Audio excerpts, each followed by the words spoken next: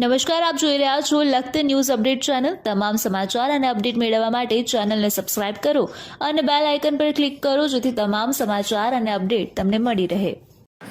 લખતર તાલુકાના તલવણી ગામના આરોપીને ડિવિઝનલ મેજિસ્ટ્રેટના હુકમ ભંગ બદલ તલવણી ગામમાંથી ઝડપી લેવામાં આવ્યો। લખતર વઢવાણ પ્રાંતના ડિવિઝનલ મેજિસ્ટ્રેટ દ્વારા આરોપીને 8 જિલ્લા બહાર તડીપાર કરવાનો હુકમ કરવામાં આવેલ છે।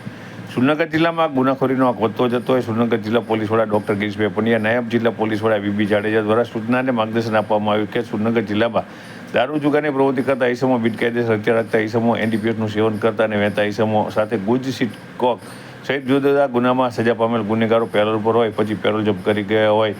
સુરનગર જિલ્લામાંથી તડીપાર કરવામાં આવેલ હોય તેવા આરોપીઓ પૂર્વ મંજૂરી લીધા વગર આરોપીઓને તડીપાર કરવામાં આવેલ જિલ્લા પૈકી કોઈપણ જિલ્લામાં બિનકાયદેસર રીતે પ્રવેશ કરતા